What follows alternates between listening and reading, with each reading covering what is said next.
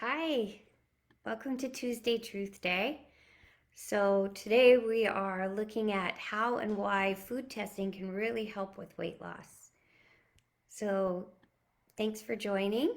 Um, did you know that food allergies and sensitivities can contribute to internal inflammation in your body? And this can lead to things like joint aches, chronic allergies, congestion, chronic skin rashes, bloating, constipation, diarrhea, migraine headaches, many symptoms. So, during this live, I'm going to explain the differences between food allergies, food sensitivities, and food intolerances, how to get tested, and how eliminating the foods that are causing issues could help dramatically reduce your waistline just from eliminating the inflammation. So, first of all, though, for those of you who don't already know, I'm Lisa and I'm a certified nutritional practitioner and a certified personal trainer who's worked with hundreds of clients over the years, teaching them about their bodies and helping them achieve their personal wellness goals. So, together, Daria and I have created the Transform Your Relationship with Food courses specifically geared towards women who are stuck in weight loss patterns that are just not working out, and we help them transform their relationship with food and themselves so they never have to worry about dieting again.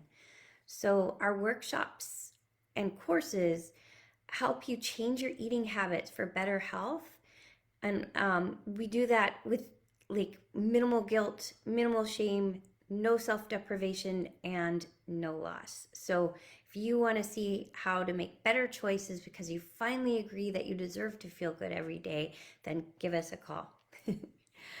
Healthy food choices are the first step in feeling really good about yourself.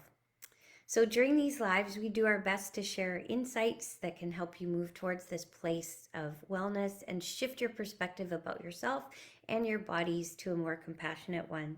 So thanks for joining. As always, comment live if you're watching this now or replay if you're watching the recording. So let's take a look at the different issues. So there's a big difference between food allergies, food sensitivities, and food intolerances.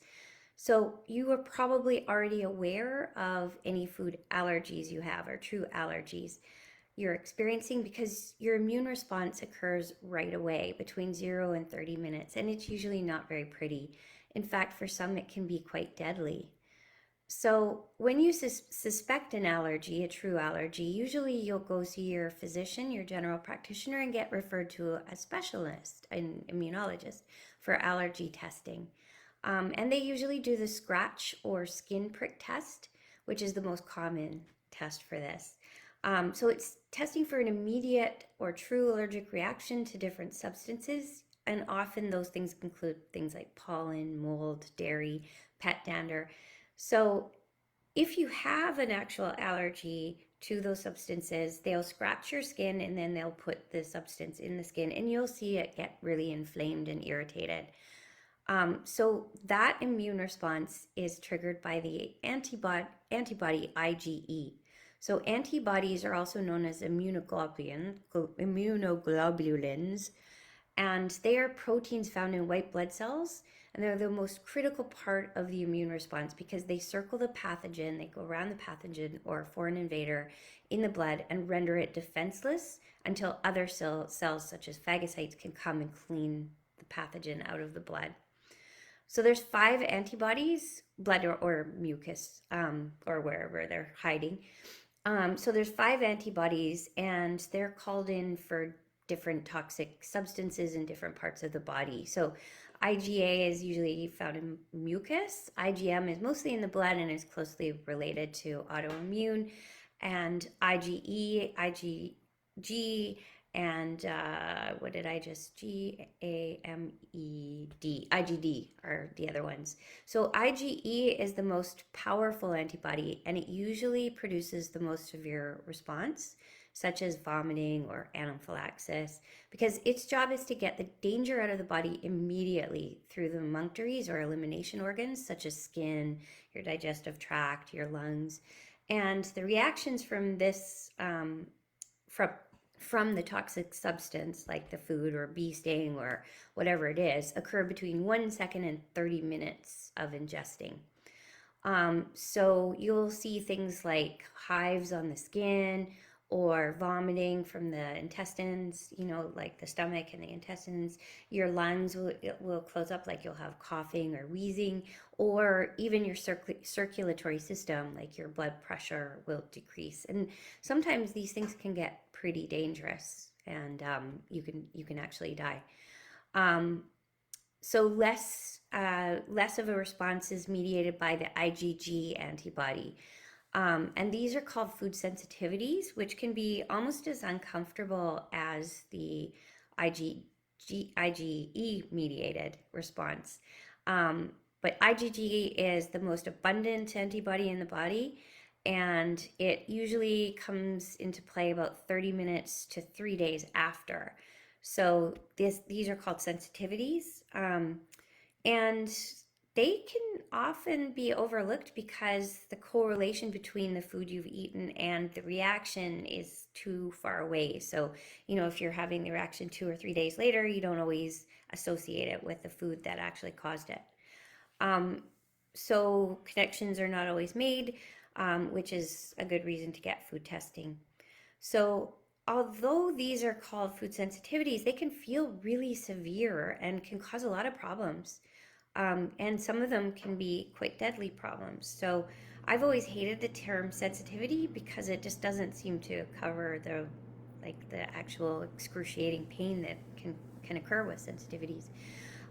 So symptoms of IgG mediated reactions are similar to the IgE and include headaches, nausea, bloating, gas, diarrhea, constipation, vomiting, acid reflux. But they can also trigger anxiety, depression, ADHD, brain fog, and joint pain. If untreated, the chronic inflammation that occurs with IgG mediated sensitivities can lead to some really debilitating conditions such as arthritis, migraines, ear infections, eczema, asthma, IBS, colitis, IBD, Crohn's. So the good news is that but the good news is that if you avoid these foods for several months, your body can forget that it sees them as pathogens, and you can most likely go back to eating them again. It's generally these occur from a mistake in the immune response. Not always, but sometimes. And so if it was a mistake, your body will learn to forget it. The memory cells will forget what they're looking for, and your body will no longer have a reaction to them. But you have to avoid them for quite a few months. Not that many, actually, 3 to 6. So I've worked with clients who have lost several inches but very few pounds, like when they eliminate the foods that are causing that inflammation. So one girl I worked with lost 14 inches but only 5 pounds in 4 weeks.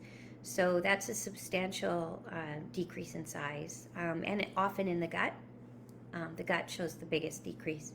So as well, you'll have less pain, joint pain, back pain, less headaches. You'll find yourself feeling so much better because the inflammation's gone. The internal inflammation goes away. And they're not all triggered by the same food group. So people think, oh, you'll just tell me I can't eat dairy or gluten, and that may happen, but not always. I've tested people who are fine with dairy and are fine, absolutely fine. Most people are fine with gluten. So that's why it's so important to test, because why deprive yourself if you don't need to? So the last reaction is called an intolerance, and that's usually caused by an enzymatic dysfunction. So food intolerances can trigger similar symptoms to food allergy or sensitivity. So people often get them confused, but they're actually caused by an enzyme deficiency. So when the enzyme is not produced in the body to digest or break down the proteins or sugars in foods. So the most commonly known is lactose intolerance, because the body no longer produces the enzyme lactase to break down the sugars, which is lactose, in dairy. Most humans are lactose intolerant after the age of 4 because we're not supposed to drink milk after the age of 4. Um, but the good news is, and you can actually have enzymatic issues for gluten, for all kinds of things. So it's a good idea to get some enzymes and see if they help with your symptoms. If you notice that you're always having a reaction to dairy, well, if you love dairy, you don't want to give it up, then go get some lactase enzymes. They're available in the most grocery store, like some grocery stores and all of the health food stores. And they're not terribly expensive. So that's one option you can do, and then you don't have to starve yourself from your ice cream or dairy. So as for testing for IgE or IgG mediated food sensitivities and allergies, there's a few options. So you can get a referral from your GP to get the scratch tests if you think it's a true allergy. For example, if you're noticing that you have severe reactions like in your skin, you should go, or breathing reactions, you should go for the scratch test just to make sure it's not a true allergy. And usually that's free. Now, if you're just generally feeling inflammation or you can't tie it to a particular food that you've eaten because the reactions just come during the night or like not sort of related to food, like eating, then you may want to try food sensitivity testing or testing for enzymatic dysfunction. Now, when you don't have an enzyme, the usual reaction is diarrhea or bloating, gas, farts are a big cause, so those are probably enzymatic, but not always. So I suggest you either go to a naturopath and get a blood test that will tell you what foods to avoid and to what degree. So when you get the blood tests for IgG mediated responses, it will actually rate the food as severe or mild or medium response. So you can kind of choose when you want to eat them. But it is expensive. The more foods tested, the more it costs, obviously, but it's really worth it because if you're not going to get the test and you're just going to do an elimination diet, then you have to eliminate almost everything that you love and then slowly reintroduce one item at a time, wait a couple of days and see if you have a reaction. So that takes a lot of discipline and a lot of control, and not many of us have that, because even if you cheat just one day, you've just thrown yourself right off. So the other way that I would love for you to choose is through me. So I do food sensitivity testing through autonomic response testing. I studied this technique at the Klinghardt Academy in Washington State. And how it works is I test for reactions from your autonomic nervous system. So you can't fake that part of your body and you can't fake that response. It's a natural response to pathogens and toxicity. And I have about 80 food types in little vials. So this is a banana. And these are fruit ones. I have strawberries. I do all the different food groups. And the testing takes about 30 minutes. It's non-invasive. I don't poke or scratch you. I just use your muscles. And afterwards, I send you a comprehensive information package outlining the list of foods I tested, with those you've shown reaction to highlighted in red. Now, because I'm using your autonomic system, I cannot tell you if it's a food allergy, sensitivity, or an enzymatic issue, but I can tell you that you should avoid it. And then we can retest in a few months to see if any of those went away. I can also test for hormones, other issues. So I can test your hormones, whether you're producing and uptaking your proper hormones. I can test your organ function, vitamin and mineral deficiency, and even for parasites if you're suspecting that may be an issue. So if you'd like more information or how to, or would like to book a session, DM me and we can set up a time. I'm in the lower mainland of BC, Canada, and if you're around that area, this Sunday, June 4th, I'll be doing free testing at the annual Gutsy Walk. So the Gutsy Walk is Crohn's and Colitis Canada fundraising event, and I'll be at 15802 80th Avenue in Surrey from 9 till 1. I'll have a booth, and I'll be doing free food testing for a variety of food categories such as nightshades, gluten, dairy, sugars, and a couple others. So I'd love to see you in person. And as well, please check out Daria and I's transforming workshops. I'll put all of these links in the comments.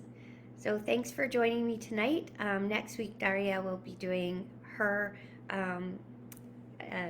expressive arts therapy techniques, and look forward to seeing you then too. All right, thank you. Good night.